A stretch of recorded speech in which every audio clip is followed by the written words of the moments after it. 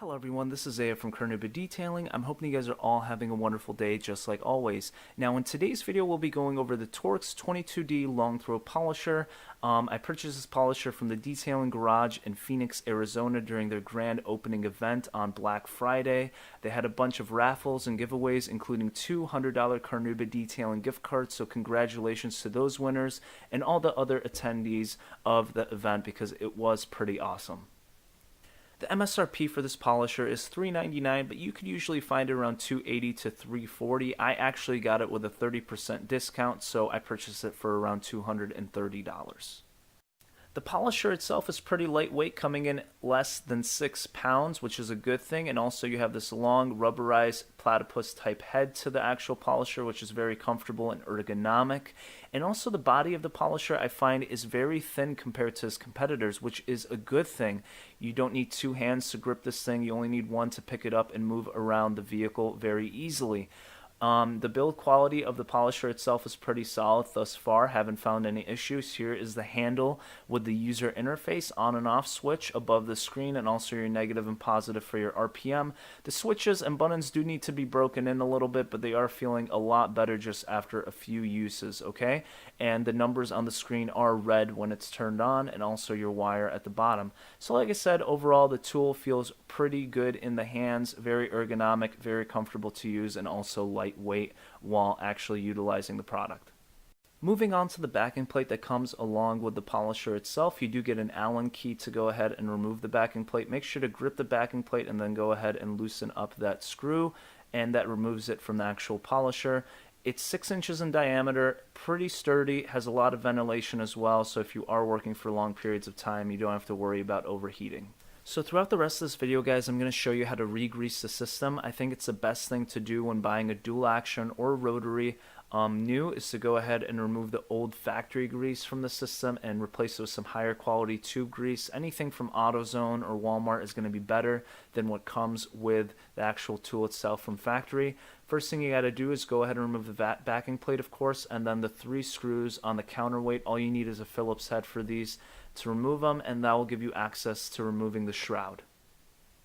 Now, after removing the backing plate and also the counterweight, you gain access to the shroud and the 4 screws that keep it in place along with everything else on the polisher.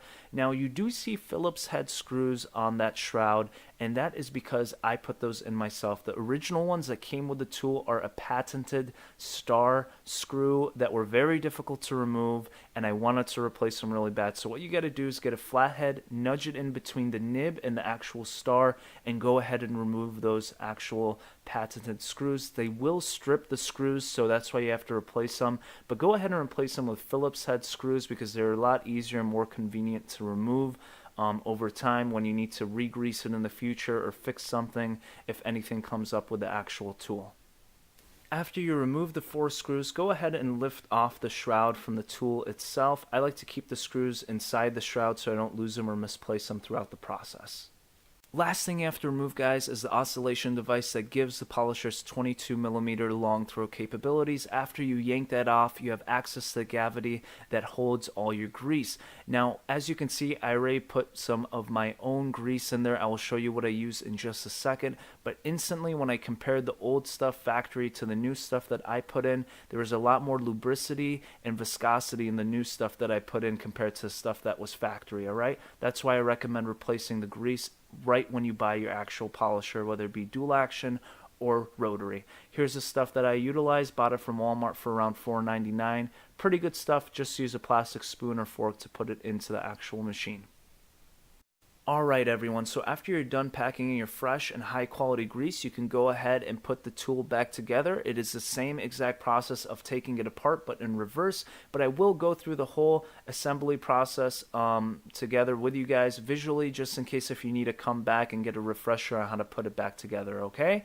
Now my overall thoughts of the tool are very good thus far. I like the build quality. It's very easy to take apart and put back together besides those patented star screws that came along with the tool. I really dislike that from TORQ's. I wish they haven't done that, but it's just something you have to take in consideration. Like I said, I replaced those with the Phillips head to make it a lot easier for me, and you could do the same. Overall, I bought it for around $228, or that 30% off at the grand opening event at Phoenix, Arizona's Detailing Garage, which is a complete steal, by the way, at $220 or so. But even at $280 to $320, it is a really good deal, because you have to remember the competition comes in at around $500 to $600 for a 21 millimeter long throw polisher, all right, from Rupes, Flex, manufacturers like that. Are you going to get the same fit and finish? Probably not, but are you going to get the same results and capabilities and usability and comfort?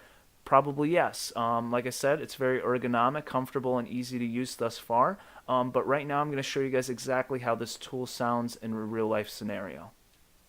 Alright guys, so before I end the video real quick, I just want to give you an example, a little test of the noise and the vibration of the actual tool. Now remember, the first thing you want to do is go ahead and replace that factory grease, whether you're buying a TORQ, whether it's a Harbor Freight dual action, Rupes, whatever it is, go ahead and replace that factory grease, because every manufacturer has cost cutting when it comes to their tools and products. Everyone's trying to increase their margins. It's a business. It's just how life works. And the only way that they do that, if they're trying to make a quality tool, is the little things, all right? Such as the grease, such as the screws, such as the washers, things like that. So if you have the ability and the chance to go ahead and change those out with something a little more high quality, then you'll be better off with better longevity, durability, and usability of your tool, all right? So that's the first thing I did with this tool before using it on anything, all right? But here's that system that I was talking about with the chipset, okay? Here's your on and off button, push it to the left. Remember, it's gonna take some time for this to break in. It's still kind of harsh right now and difficult to push back and forth, but it's getting better over time, all right? You got your screen right there, and then your negative and then your plus, meaning less RPM, more RPM, all right? So I'm gonna go ahead and start it up for you guys so you can hear the noise levels. And please remember, we're in a garage. There's a lot of echo. This is probably the worst case scenario. It's a lot quieter when you're outside in the environment working on stuff. And yeah, so keep that in mind. And also remember, after I replace the factory grease, this thing is about 15 to 20% quieter than the original grease, okay? And the vibrations decrease as well. So overall, it's a better tool now just after doing that simple modification to the grease, okay? So I'm gonna start this up.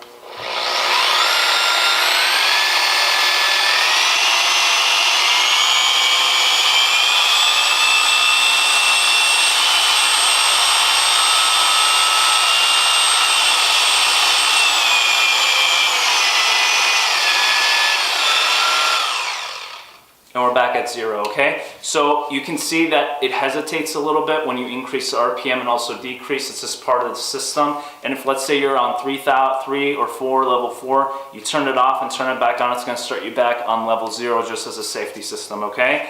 Besides that, guys, I really hope you enjoyed this video, so please remember to like and subscribe. And also, if you have any questions or concerns, please put them in the comment section below. As you guys noticed, I'm all over those comments. I answer you as soon as I can because I respect your questions and also your concerns about anything of these products and tools and videos that I make, all right?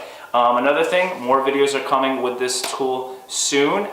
Thursday and Friday, you got 2 major paint corrections coming up for a Camaro and a Mustang GT. They're both going to be sponsored in the Scuderia Cars and Coffee event in Scottsdale, Arizona. So if you're in the area, come check it out. You can meet me. I'm doing a bunch of raffles and giveaways as well during the event. It's going to be awesome. There's going to be Ferrari LaFerraris, Enzos, some Bugattis, Lamborghinis, American Classics, Muscles, Cobras, all that stuff is going to be there. So if you have a chance, come out and see the event. It's completely free. It's from 7 o'clock to 10 o'clock in the morning, Arizona Mountain Time. Besides that, guys, keep a lookout for more videos at the end of the week with this tool. And again, I really hope you enjoyed this one. So remember to like and subscribe. You guys all have a wonderful day.